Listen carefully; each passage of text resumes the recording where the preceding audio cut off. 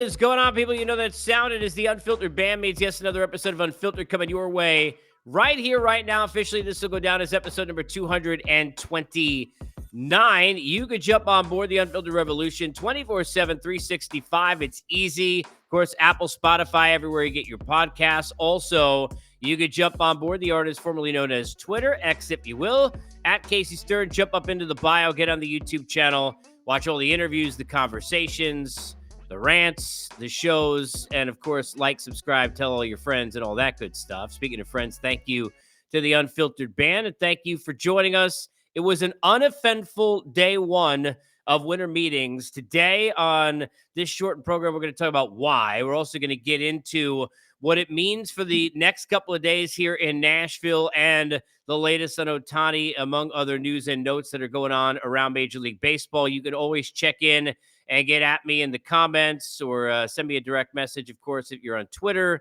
or, X, or if you want to get in on YouTube, you could jump in comments there and connect with me directly, anything that you would like to talk about. We are talking here at Unfiltered in large part thanks to our good friends at BetOnline. BetOnline, your number one source for all your sports betting needs. Latest odds, lines, and matchup reports for all your baseball, boxing, basketball, golf, and much, much more. BetOnline is and continues to be the fastest and easiest way to get all your wagers, live betting, favorite casino, and card games. They're all available to play right now from your phone. So get over to the website, use your mobile device, and sign up today. Get in on all the action. Remember to use the promo code BELIEVE. That's BLEAV. Get your 50% welcome bonus on your first deposit. It is BetOnline where the game starts as we get started here on a day one of winter meetings that didn't have much activity at all. Obviously, some small news and notes that came out of some of the conversations with the particulars who were there. Mookie Betts going to be the everyday second baseman for the Los Angeles Dodgers. Dave Roberts talking about that. We saw the small deal of Wade Miley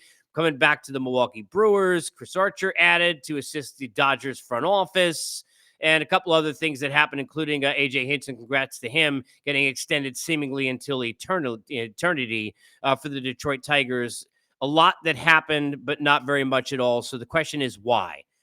When I started doing winter meetings, and my first was like 18, 19 years ago, there always seemed to be, and I remember because I would be doing live shows and I'd be writing down all the deals that happened. There seemed to be a lot more deals that would transpire and less as the years went on. And while this is neither here nor there for a conversation for Nashville, I have often said and said on the air in covering these and in covering basketball at the time for years and seeing all the hubbub that surrounds when that moratorium is lifted and all those signings are announced and we find out where everybody has gone, and in hosting coverage of that crazy 24 hours and right after midnight when signings occur, and to seeing what it's like on July 1st every year in the NHL, I think Major League Baseball having something like the winter meetings, having a hot stove, it would really help them to have a moratorium and to have something where, at least look at it this way, where you've got all the particulars, and you saw the press conference, obviously, for Jim Leland, and we saw,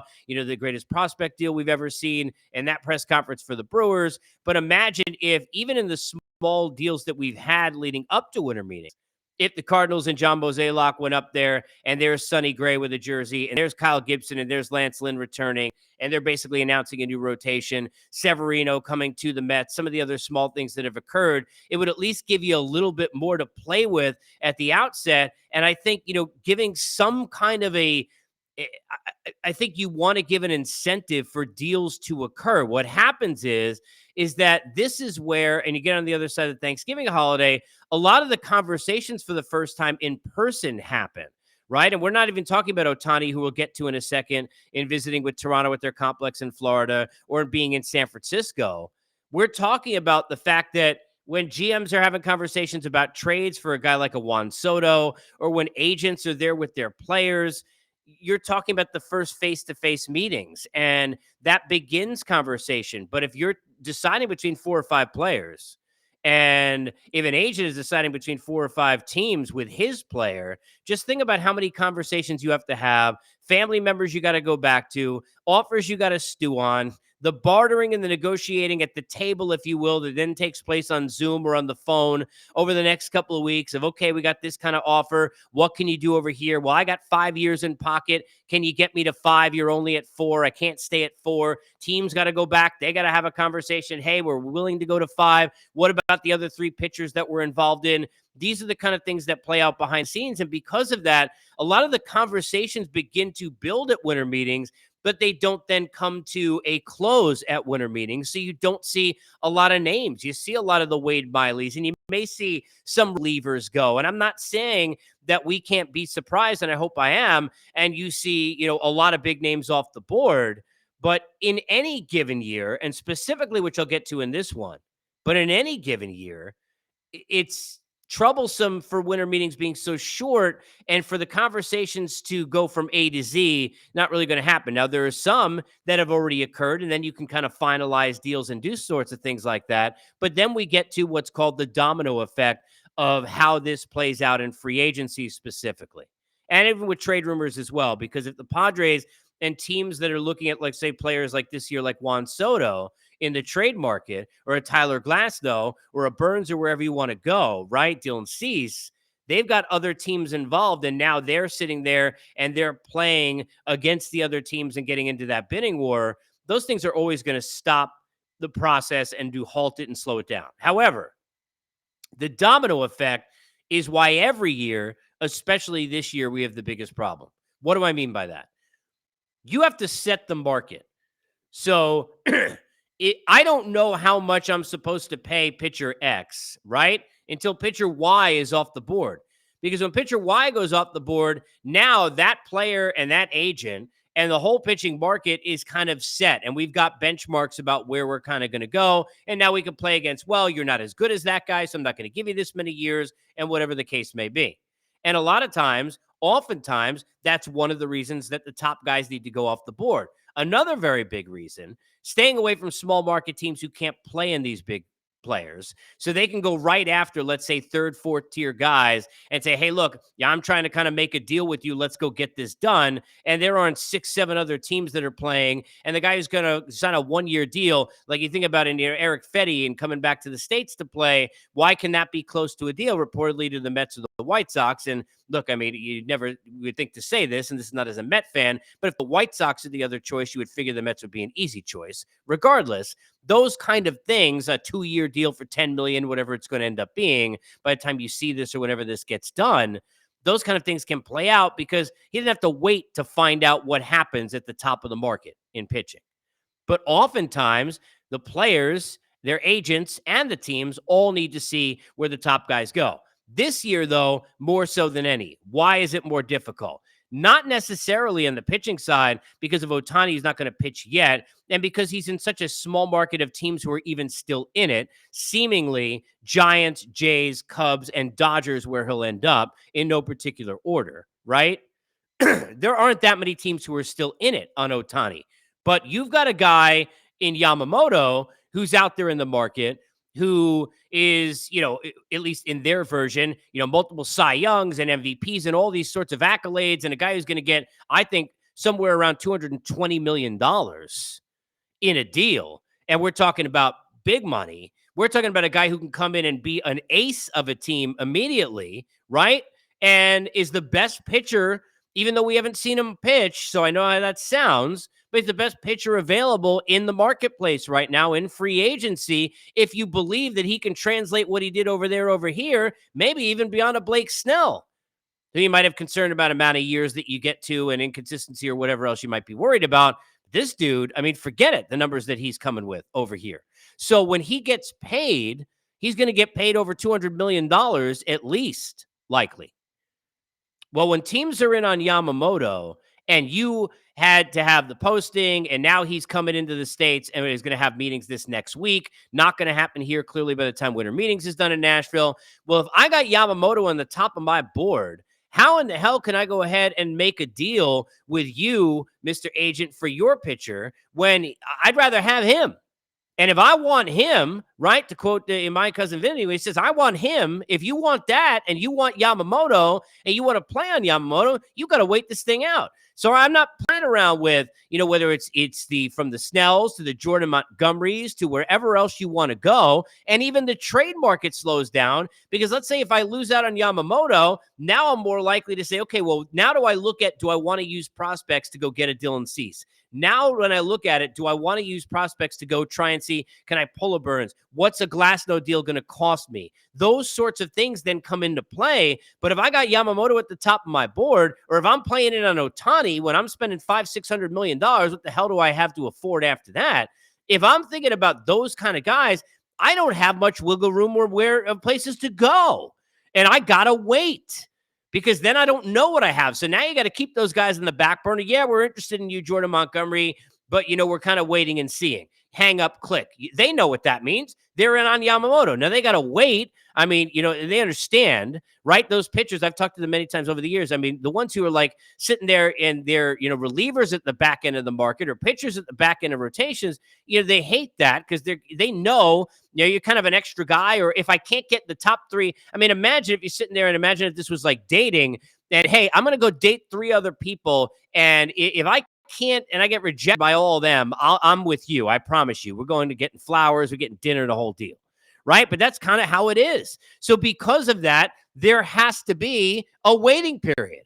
And the Yamamoto situation specifically this year is going to even slow the pace down even further. So I don't know how many pitchers in that upper tier, if any, we're going to see go. Well, we don't know what's going to happen with Ohtani and that money at the high end. And we don't know what's going to happen with Yamamoto and that kind of money at the high end of the pitching market.